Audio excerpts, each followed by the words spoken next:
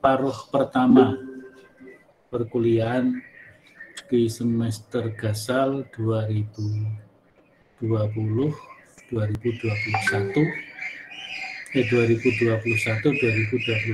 ya. Berarti sebentar lagi akan kita ikuti UTS ya. UTS-nya kalau tidak salah awal November. Ini masih ada beberapa minggu lagi, nggak apa-apa, nanti kita lanjutkan, tetapi materi untuk UTS ya mungkin sampai materi saat ini.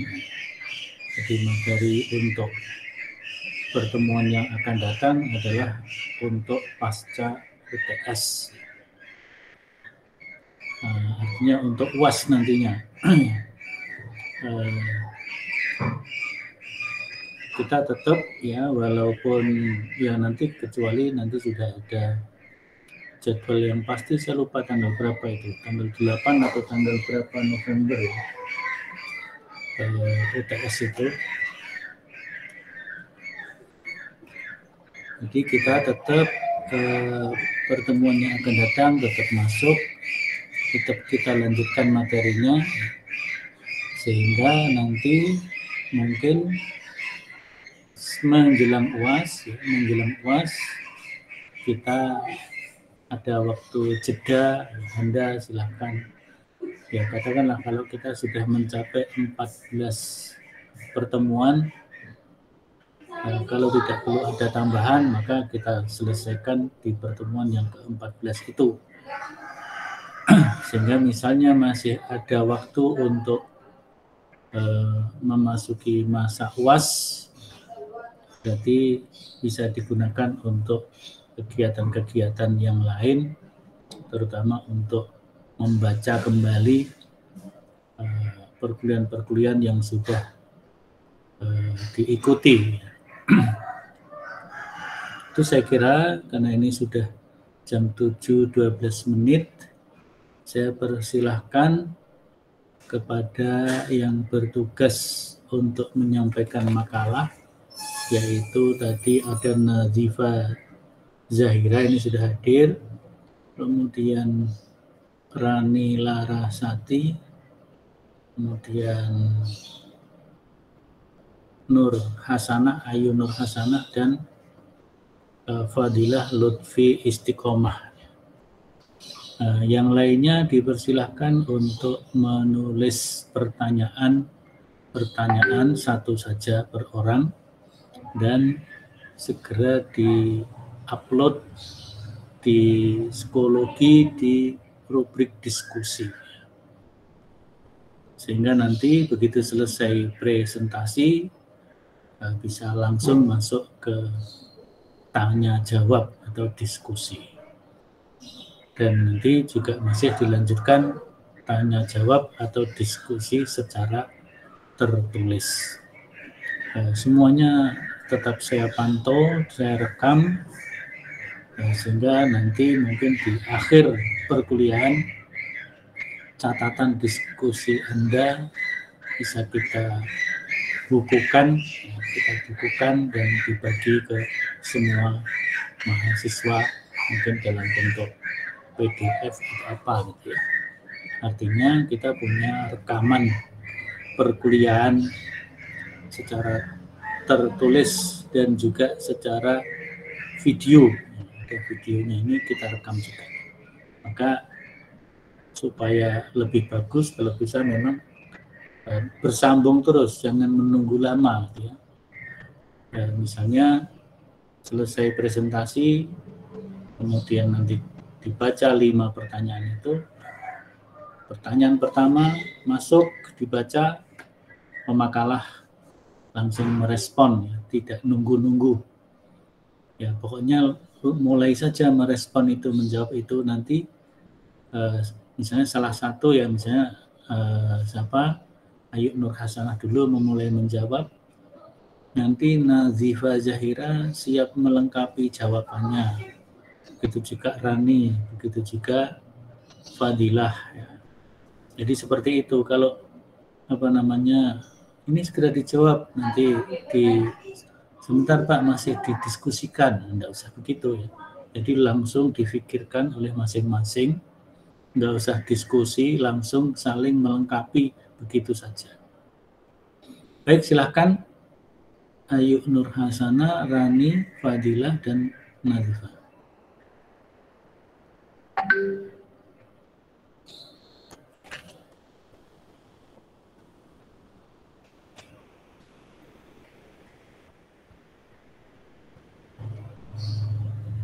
Yuk dipersilakan. Jangan lama-lama jedanya karena ini direkam. Sebentar Pak. Suara saya masuk? Masuk. Bismillahirrahmanirrahim. Assalamualaikum warahmatullahi wabarakatuh. Waalaikumsalam. Kami dari kelompok 5 ingin mempresentasikan hasil diskusi kami yang bertemakan konsep ibadah dan khilafah Qur'ani dalam relasi Allah, manusia, dan alam. Dengan anggota kelompok saya sendiri, Ayu Nur Hasanah, kemudian Nadifa Zahira Auria, Rani Larasati, dan Fadilah Lutfi Istiqomah. Kepada yang bertugas untuk membacakan PPT, waktu dan layar dipersilahkan.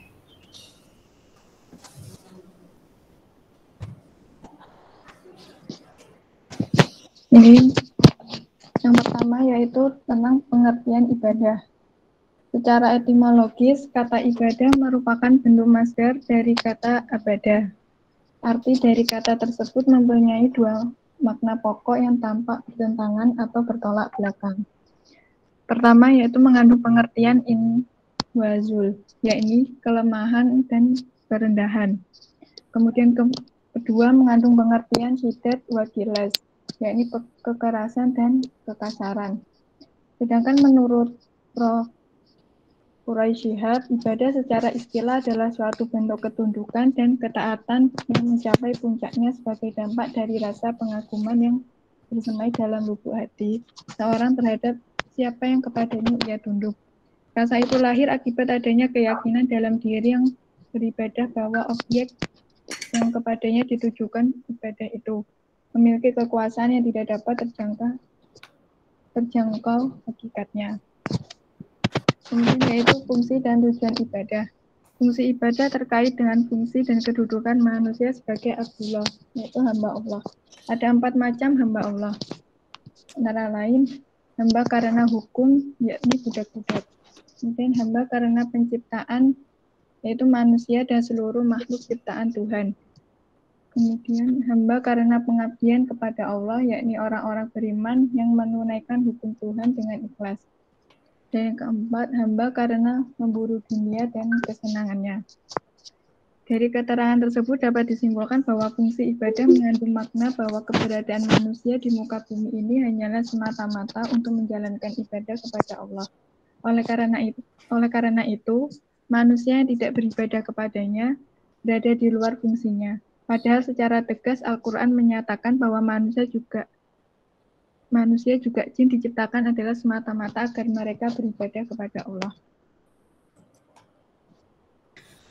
Selanjutnya yaitu pengertian khilafah. Khalifah atau khilafah memiliki akar kata yang sama, yaitu khalafah, yang berarti mengganti, baik digunakan dalam pergantian generasi atau pergantian pemimpin. Sehingga dari hal tersebut kita tahu bahwa manusia mempunyai tanggung jawab terhadap keberlanjutan ekosistem. Karena manusia diciptakan sebagai khalifah, dalam konteks Al-Quran, memandang manusia sebagai wakil atau khalifah Allah di bumi untuk menfusikan kekhalifahannya. Tuhan telah melengkapi manusia dengan potensi intelektual dan spiritual sekaligus. Allah menganugerahi akal kepada manusia, dan dengan akal itulah Allah menurunkan agama. Agama sebagai petunjuk dan pedoman dalam kehidupan merupakan dasar untuk mengatur bagaimana berhubungan dengan Sang Pencipta dan hubungan dengan alam semesta. Manusia dalam agama merupakan bagian dari lingkungan hidupnya, sehingga manusia ditunjuk sebagai khalifah di muka bumi ini. Yang selanjutnya yaitu hubungan manusia sebagai hamba Allah.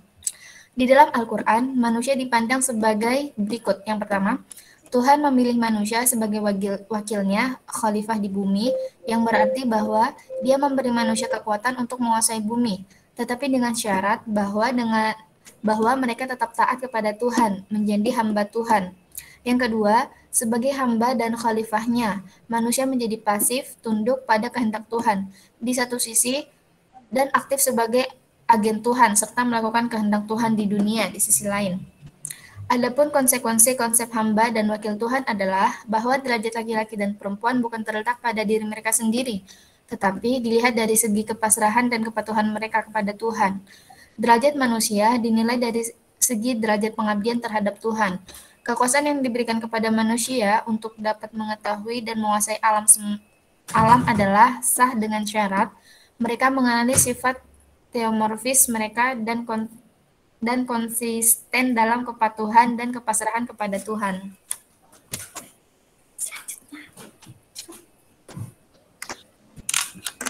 Selanjutnya, cara alam beribadah kepada Allah.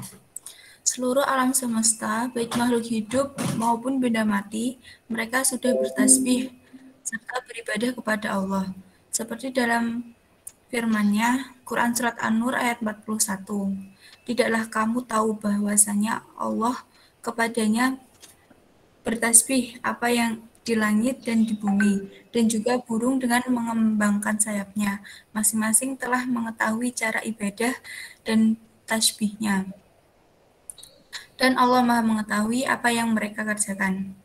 Yang dimaksud apa yang ada di langit dan di bumi adalah malaikat, manusia, jin, matahari, bulan, bintang, gunung, pohon, burung, lautan, dan segala yang ada di dalam langit dan bumi.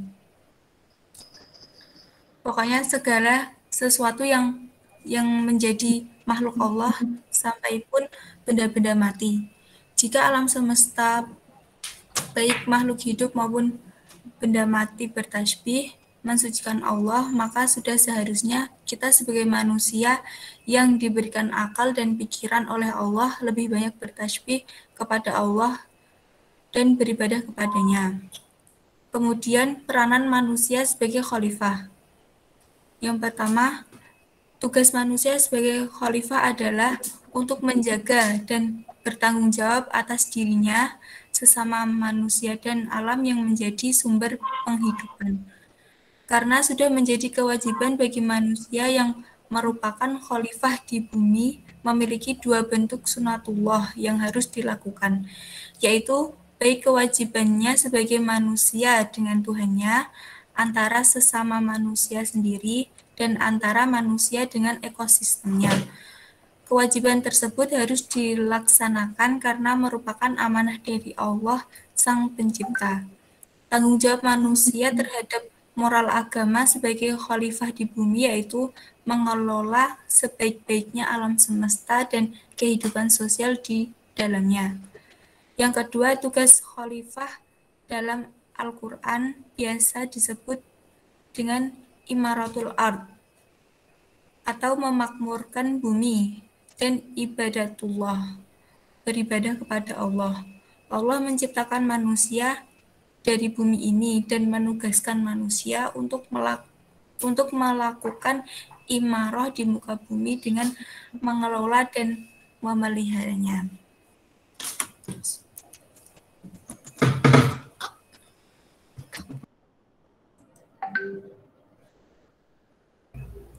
Baik, saya akan membacakan kesimpulan dari hasil presentasi kami. Ibadah berasal dari bahasa Arab yang berarti tunduk dan patuh. Secara asli, ibadah berarti pengabdian seorang hamba kepada Allah Subhanahu wa Ta'ala dengan cara mengagungkannya, taat kepadanya, tunduk kepadanya, dan cinta yang sempurna kepadanya. Manusia diciptakan di dunia ini untuk beribadah. Khilafah secara bahasa berasal dari bahasa Arab yang berarti mengganti. Khalifah digambarkan sebagai seorang pemimpin dalam sebuah khilafah. Dalam konsep ekologi manusia, terdapat berbagai macam pandangan dalam melihat hubungan antara manusia dan alam. Islam sendiri mengakui keberadaan semua makhluk hidup di muka bumi sebagai kesatuan atas penciptaan dari Sang Khalik. Sehingga jika terjadi kerusakan terhadap ciptaan Allah, hal ini merupakan pengingkaran terhadap ciptaan Allah. Bahkan lebih dalam lagi, Islam memiliki prinsip-prinsip dasar dalam upaya melestarikan lingkungan hidup dan sumber daya alam. Mungkin sekian dari kami. Kurang lebihnya kami mohon maaf. Apabila ada yang ingin ditanyakan, waktu dan layar dipersilakan. Terima kasih. Terima kasih kelompok yang sudah menyampaikan makalahnya, Ayu Nur Hasanah dan kawan-kawan. Kemudian Zahira, Nazifa Zahira,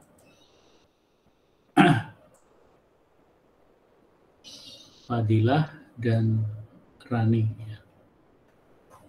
Dipersilakan untuk segera memasukkan pertanyaannya.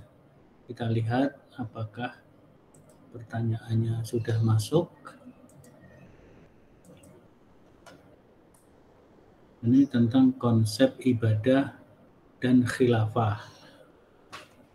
Nah, kalau ibadah dalilnya apa? Siapa yang mau menjawab dari salah satu anggota kelompok? Dalil ibadah apa dalam Al-Quran?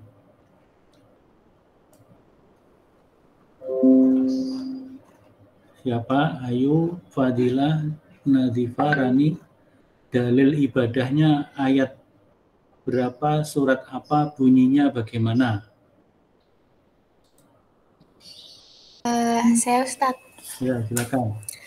Dalil ibadah yang pertama yaitu surah Al-Baqarah ayat 43, yaitu A'udzubillahi minasyaitonir rajim wa aqimus sholata wa atuz zakah tawarka'u ma'ar raki'in, yang artinya dan dirikanlah sholat, tunaikanlah zakat, dan rukuklah beserta. Gimana Ustaz?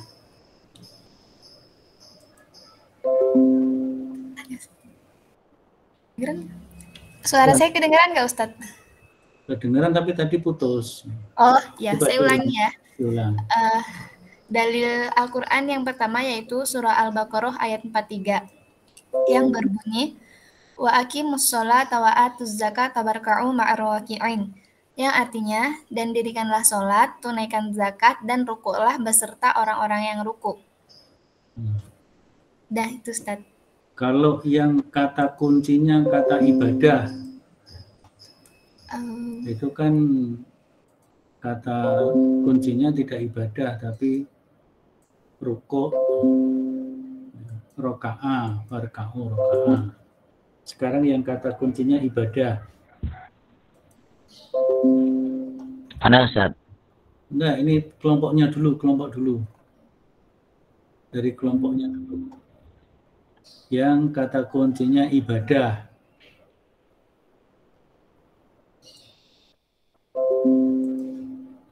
Yang itu sangat terkenal ayatnya, itu yang pertama harusnya dimasukkan. Konsep ibadah itu di situ. Ayo, mahasiswa ilmu Al-Quran harus tahu itu. Dalil utama konsep ibadah di dalam Al-Quran. Yang harus ada kata kunci dari kata abada ya'budu. Di Al-Baqarah juga. Saya ingin menjawab Ustaz. Siapa? Ya, ayo silakan. Az-Zariyat ayat 56. Bunyinya Wa ma khalaqtul jinna wal insa illa liya'budun, dan aku tidak menciptakan jin dan manusia melainkan agar mereka beribadah kepadaku. Dalam makalah dan PPT sudah ada ya? Di makalah dan PPT ada enggak?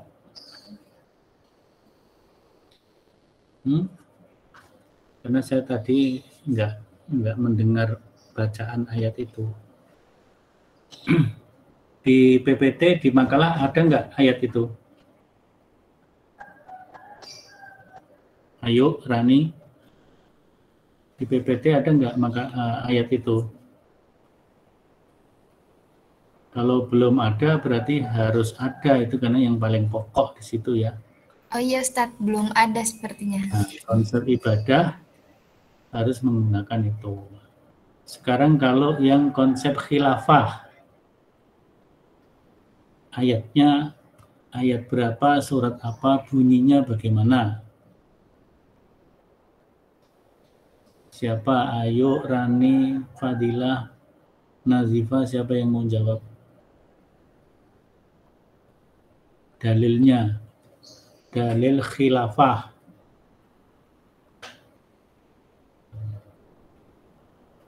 Nggak ada yang jawab, silakan yang lainnya. Yang bukan kelompok, boleh. Siapa tadi yang pertama mau jawab tadi siapa? Najri atau siapa? Khilafah atau khalifah, Ustaz? Ya sama. Khilafah dan khalifah itu kan satu kata kunci. Kata khalifah. Yang khalifah. Kalau khalifah itu Surah Al-Baqarah. Khalifah itu kan Wa idz qala rabbuka lil malaikati inni ja'ilun kok suaranya ini ya sayup-sayup naik turun gitu ya, kenapa? Apa sinyalnya ya? Coba Nazri diulang, ini putus suaramu. Al-Baqarah, Ustaz. Ayatnya ana lupa ayat berapa itu. Gimana bunyinya? Cek. Bunyinya bagaimana? Iya, Ustaz. Ya diulang. Al-Baqarah, Ustaz. Ayatnya saya lupa ayat berapa. Walah. Yang wa idz qala rabbuka lil malaikati inni ja'ilun fil ardi khalifah. Qalu ataj'alu fiha may fiha wa yasfiku dima. Itu Bismillahirrahmanirrahim. Wa idz qala rabbuka lil malaikati inni ja'ilun fil ardi khalifah. Qalu ataj'alu fiha may yufsidu fiha wa yasfiku dima. Wa nahnu nusabbihu bihamdika wa nuqaddisu lak. Qala inni a'la ta'lamun. Tapi lupa ya, berapa, Ustaz?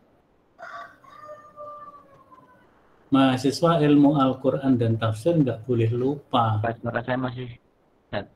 Itu kan terkenal sekali. Ayat berapa? Ayo ayat berapa itu? Ayat 30, Ustaz. Ayat 30 Al-Baqarah. Di makalah ada nggak? Halo? Di makalahmu ada nggak? Di PPT-mu ada nggak? Rani? Fadilah? Di makalah ada, Ustaz, di PPT belum ada. Nah, jadi apa namanya? Itu ayat-ayat pokok ya, ayat pokok.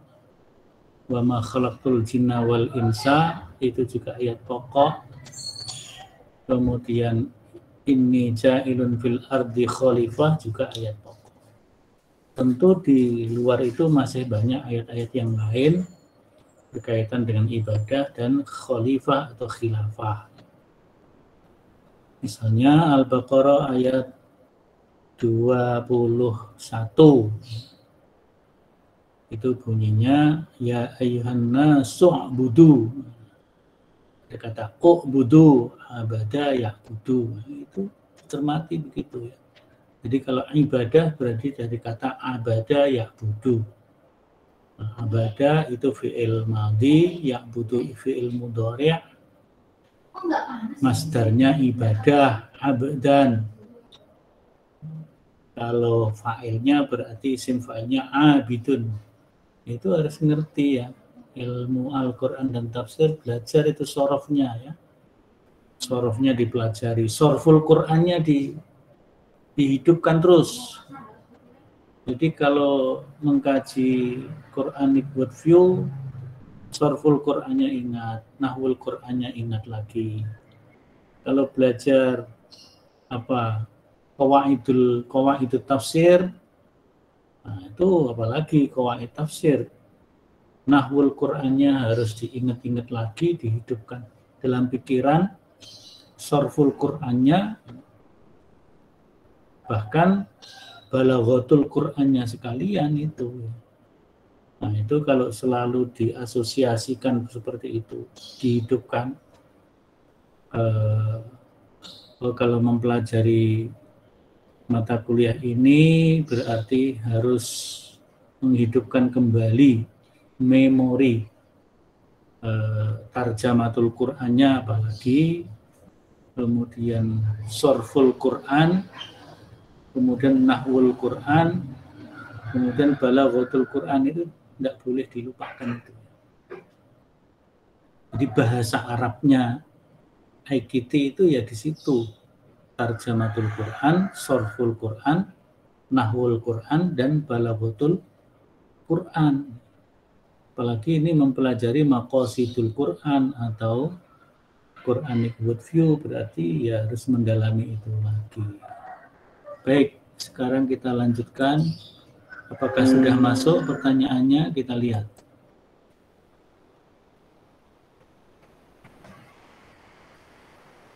Ini belum ada yang memasukkan pertanyaan. Saya minta tadi kan supaya disiapkan ya.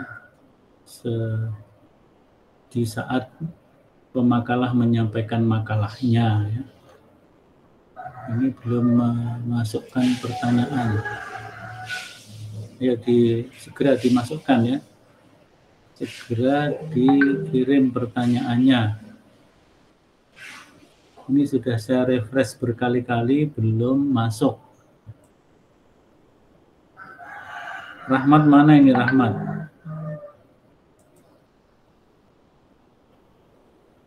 Ini masih kosong ya. Rahmat ada enggak ini? Siapa yang mau bertanya silahkan segera ditulis. Segera ditulis di psikologi di rubrik diskusi.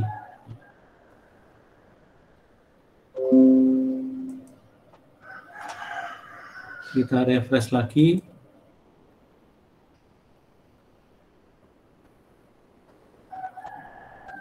Nah, ini dari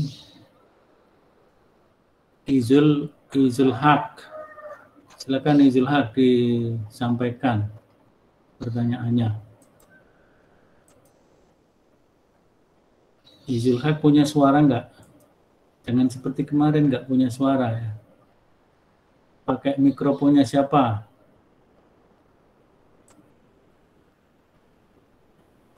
Mikrofonnya sudah normal belum Izul Haq?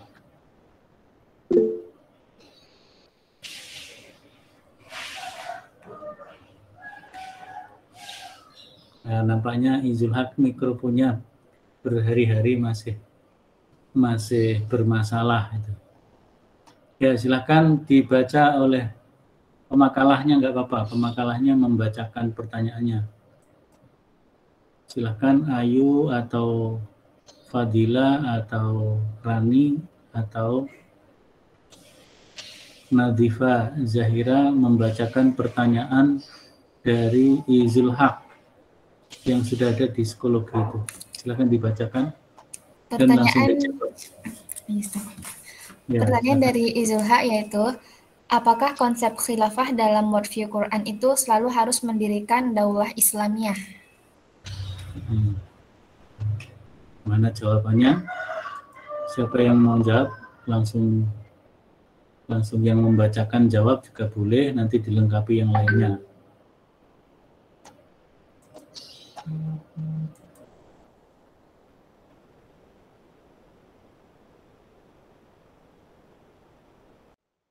Ini pertanyaanmu mana Shevchenko? Kosong, posting kosong. Shevchenko pertanyaannya ditulis, jangan kosong yang dikirim.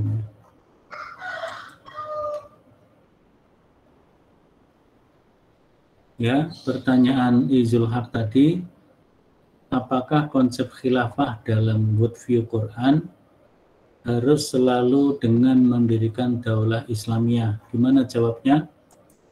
Langsung silahkan. Ini yang bersama Rani tadi siapa? Fadilah. Yang bersama yang lainnya Ayu dan Nadifa. Jadi tolong langsung dijawab, jangan jeda terlalu lama. Langsung jawab, nanti yang lain melengkapi gitu. Ayo, agak cepat jawabnya.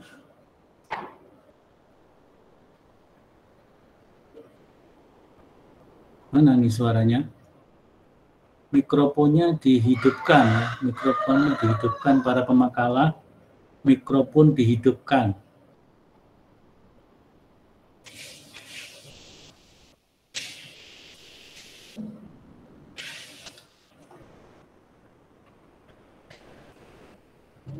Ayo, jangan lama-lama, ini kan direkam, ini lama-lama nanti kan rekamannya nggak ada suaranya nanti.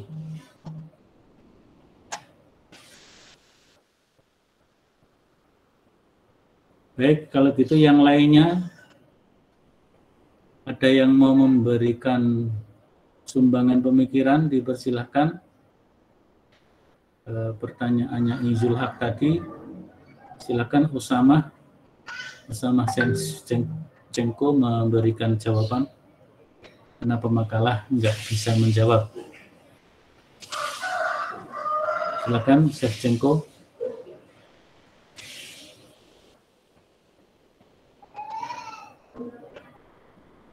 Atau kalau tidak Rahmat, silakan Rahmat. Rahmat, mana ini Rahmat? Sudah di Solo atau belum ini? Rahmat sudah di Solo belum?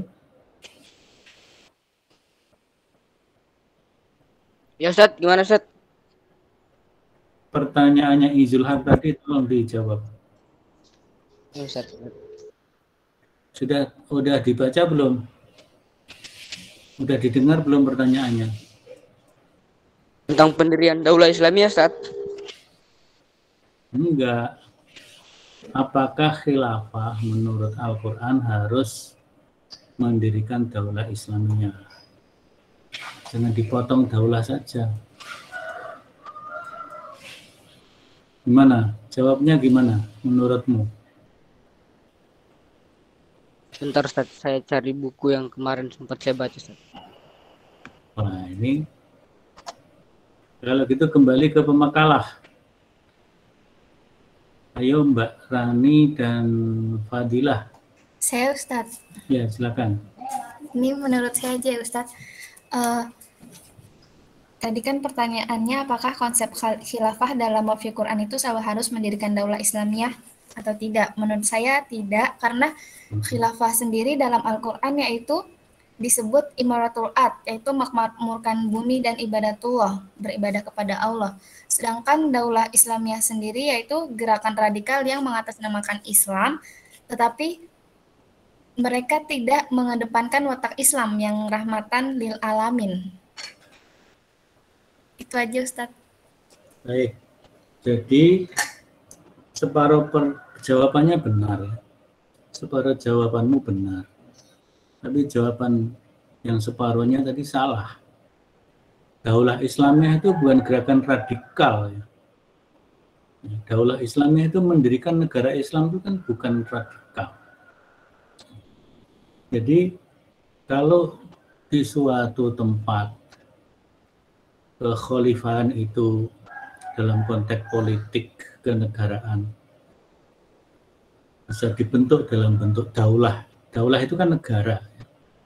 Dalam bentuk daulah Islamiyah seperti Pakistan itu kan daulah Islamiyah karena negara berdasarkan ajaran Islam. Ya. Saudi itu juga daulah Islamiyah walaupun bentuknya mamlakah, kerajaan, yang lain-lainnya juga ya, negara-negara yang betul-betul mendasarkan undang-undang dan peraturan negaranya kepada ajaran Islam yang bersumber kepada Quran Sunnah.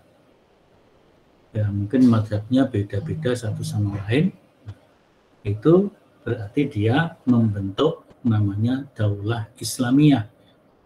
Daulah Islamiyah sesuai yang mereka pahami. Nah, di Indonesia ini bagi warga negara yang beragama Islam dengan Undang-Undang Dasar 1945, di dalamnya ada Pancasila, ada ketuhanan yang Maha Esa, ajaran Islam bisa diamalkan dengan baik, hanya terus kita perjuangkan agar hukum-hukum yang lain pun bisa tegak di negara yang pluralistik ini, itu pun bisa disebut sebagai bagian dari konsep daulah Islamiyah ala Indonesia. Daulah Islamiyah ala Indonesia yang berdasarkan Pancasila. Jadi kita berpikir positif. Nah, jangan terus daulah Islamiyah dipojokkan seperti itu sebagai sebuah pemikiran dan gerakan radikal. Tapi kalau radikal dalam arti baik juga nggak apa-apa. Radikal itu berarti kan mengakar. Jadi daulah Islamiyah yang dikembangkan dengan pemikiran yang radikal, artinya mengakar kepada ayat-ayat Al-Quran dan As-Sunnah. Tidak apa-apa juga. Jadi kalau kita itu mahasiswa ilmu Al-Quran dan tafsir, seluruh kajian-kajiannya didasarkan kepada Al-Quran, didukung dengan As-Sunnah, itu kan namanya gagasan dan pemikiran yang radikal. Karena radik itu akar. Akar berarti kita merujuk kepada akar agama Islam, itu ya Al-Quran dan As-Sunnah. Akar itu ya al-usul, ya. Ini disebut kajian terhadap Al-Quran dan As-Sunnah itu termasuk kategori ilmu usuluddin, ilmunya pokok-pokok agama. Ya, usuluddin itu ya namanya radikal di situ. Ya. Yang tidak boleh adalah radikalis yang diikuti dengan kekerasan, memaksakan kehendak kepada orang lain yang berbeda, itu namanya radikalis yang kemudian mengarah kepada teroris. Tapi kalau berpikir radikal itu enggak apa-apa, karena kita harus menggali sesuatu kepada akar-akarnya. Ya, jadi daulah Islamiyah tidak satu keharusan. Daulah Islamiyah dalam arti yang rigid, jadi harus ada bentuk negara tertentu. Tapi kalau bentuk negaranya bebas, tapi prinsip-prinsip pemimpin itu harus amanah, memimpin dengan nilai-nilai agama, itu namanya sudah daulah Islamiyah. Sehingga dulu kerajaan-kerajaan yang didirikan oleh kaum muslimin di Indonesia, mulai kerajaan Samudra Pasai di Aceh, kerajaan Demak, kemudian pindah ke kerajaan Pajang, Pajang berkembang menjadi kerajaan Mataram, Mataram berkembang mekar menjadi Mataram Yogyakarta, Kesultanan Yogyakarta, Pakualaman Yogyakarta, juga Mataram berkembang menjadi Kasunanan Surakarta dan Mangkunegaran Surakarta juga. Itu kan semuanya menyebut, ya, raja-raja Islam Jawa itu menyebut sebagai Khalifatullah. Jadi Sultan, misalnya Sultan Hamengkubuwono ke-9, katakanlah yang 9. Hamengkubuwono ke-9 yang tegas-tegas mengatakan itu. Hamengkubuwono ke-9 itu sebagai Khalifatullah Panotogomo. Nah, seperti itu. Yang Solo juga begitu, sama. Jadi berarti mereka menegakkan apa yang disebut dengan daulah Islamiyah. Baik, kita sekarang lihat lagi pertanyaannya.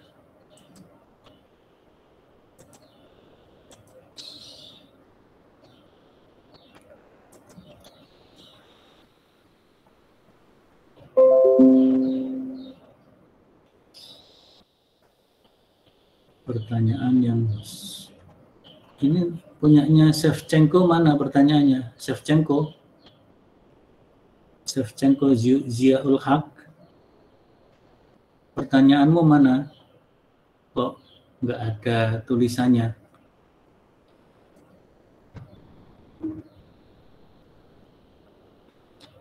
Nah, sekarang saya minta Rahmat bertanya.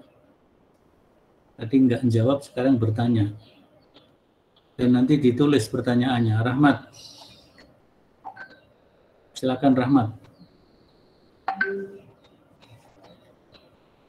Ya Ustaz, segera saya tulis di psikologi Ustaz. Ya, nanti tulis ya. Sekarang disampaikan dulu.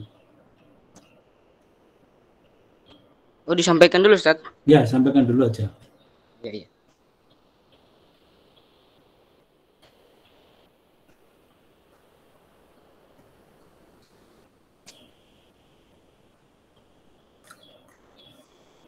Setelah disampaikan baru ditulis.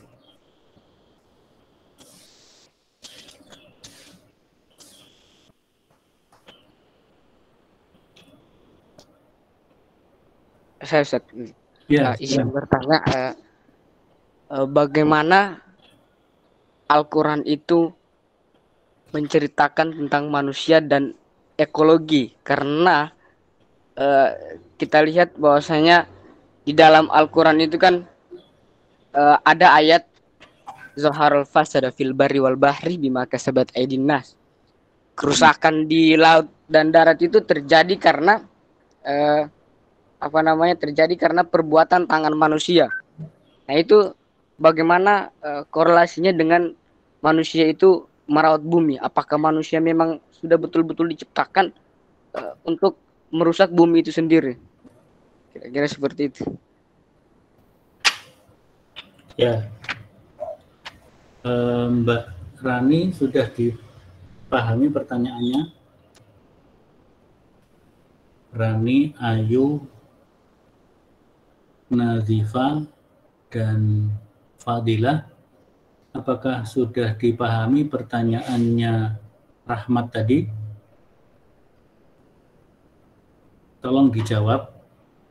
Sudah dipahami atau belum pertanyaannya? Sudah, Ustadz. Nah, kalau sudah, sekarang mulai direspon. Direspon, nanti yang lainnya saling melengkapi gitu ya. Silakan Mbak Ayu, Anda sudah paham pertanyaannya. Gimana tadi pertanyaannya?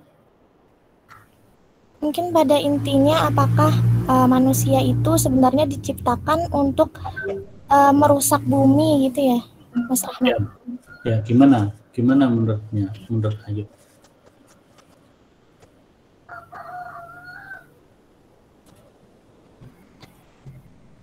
Menurut saya, sebenarnya pada awalnya itu manusia diciptakan untuk menjadi khalifah, pemimpin di muka bumi ini, untuk merawat alam semesta juga. Akan tetapi, untuk merawat lingkungan, akan tetapi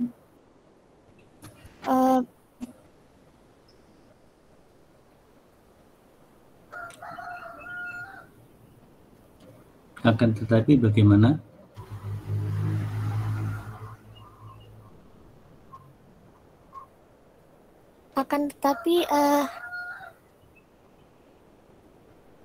Ya, ini yang lain-lainnya siap untuk melengkapi loh ya. Rani dan Fadilah siap. Ini tadi yang Nazifa Zahira mana ini? Terlempar ya? Nazifa, kok nggak kelihatan Nazifa? Berarti terlempar, sinyalnya bermasalah. Gimana kenyataannya? Nah, jadi gitu. Jadi manusia itu kan ada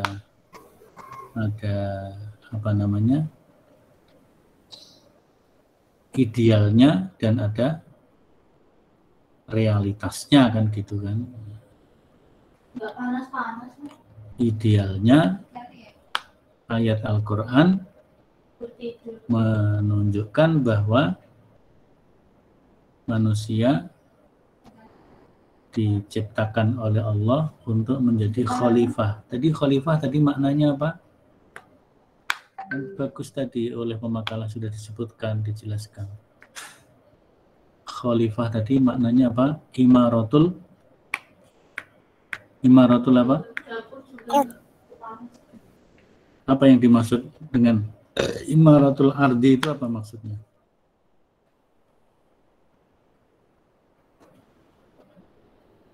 Imaratul ardi maksudnya apa? Memakmurkan bumi. Memakmurkan bumi. Itu namanya idealnya ya. Idealnya cetak birunya yang disebutkan, dinyatakan oleh Allah Ta'ala dalam surat Nur juga ada, surat Hud juga ada, ya, surat Hud ayat 61, surat An-Nur itu ayat berapa? 55 atau berapa ya? Yang semuanya menunjukkan bahwa manusia ditunjuk menjadi untuk melakukan isti'mar, ya, untuk melakukan perawatan dan pemakmuran, memakmurkan, ya, imaratul ard tadi ya, melakukan takmir. Nah, makanya kalau yang ditunjuk menjadi pengurus takmir masjid itu kan maknanya memakmurkan masjid. Takmirul masjid, memakmurkan masjid. Nah, kalau menjadi takmir ya mesti harus berusaha agar masjid yang dikelolanya menjadi masjid yang makmur. Makmur di situ berarti kegiatan kemasjidannya hidup, sholat 5 waktunya berjamaah hidup, kajian-kajiannya berjalan dengan baik. Nah, itu namanya takmir ya, tugas takmir. Jadi dia menjadi khalifatul masjid. Jadi takmir masjid itu menjadi khalifatul masjid. Dan menjalankan tugas khalifatul masjid itu berarti menjalankan ibadah kepada Allah. Jadi antara al-ibadah wal khilafah itu dua hal yang tidak boleh dipisahkan. Nah, maka di situ kan judulnya konsep ibadah dan khilafah Qur'ani, relasi antara Allah, manusia, dan alam. Hubungan manusia dengan Allah itulah ibadah, hubungan manusia dengan alam itulah khilafah. Tetapi hubungan manusia dengan alam yang disebut dengan khilafah itu adalah bagian dari pelaksanaan tugas manusia sebagai hamba Allah. Berarti menjalankan tugas kekhalifahan, memakmurkan bumi, merawat bumi, melestarikan lingkungan, itu adalah bagian dari ibadah. Maka kemudian ibadah maknai ada ibadah am, ada ibadah khas. Silakan Shevchenko disampaikan pertanyaannya. Iya, Shevchenko. Ada nggak Shevchenko ini? Muncul apa enggak? Oh, kelihatannya terlempar juga Shevchenko. Baik, kalau gitu si ini yang nggak terlempar, Nazri. Nazri ada nggak Nazri? Nazri.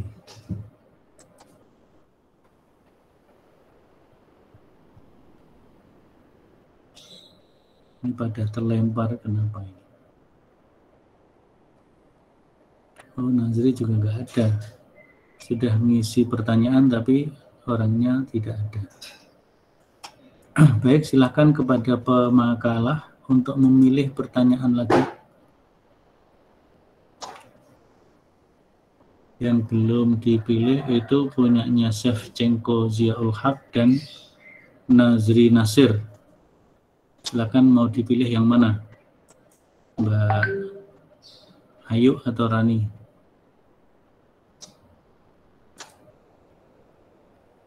diambil salah satu dulu, silakan. Pertanyaannya diambil salah satu dulu, kemudian dijawab, dibaca dan dijawab. Silakan. Karena nampaknya yang menyampaikan pertanyaan sinyalnya terganggu.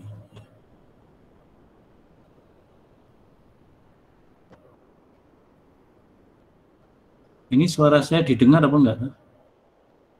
Suara saya masuk enggak? Masuk, Halo? Ustaz. Ya, kalau masuk tuh segera dijawab. Mungkin pertanyaan dari Diam Saifa. saja. Kalau sudah dengar tuh segera direspon dan dijawab gitu. Ya, silakan.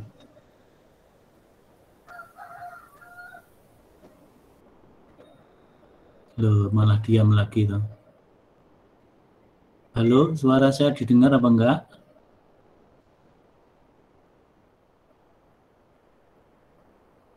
Yang Rani Larasati bisa mendengar suara saya? Bisa, Ustadz. Iya, kalau bisa segera dijawab tuh. Hidupkan mikrofonnya, jangan dimatikan lagi. Mikrofonnya dihidupkan dan dijawab pertanyaannya. Saya suruh milih mana yang Anda mau baca pertanyaannya dan mana yang mau dijawab.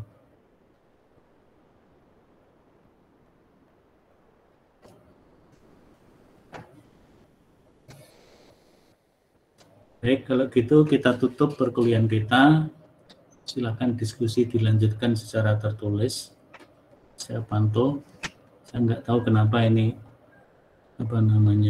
banyak yang terlempar dan tidak segera merespon. Pemakalahnya juga begitu. Pemakalahnya pasif. Kita akhiri dengan membaca hamdalah. Alhamdulillahirrahmanirrahim. Assalamualaikum warahmatullahi wabarakatuh. Waalaikumsalam warahmatullahi wabarakatuh.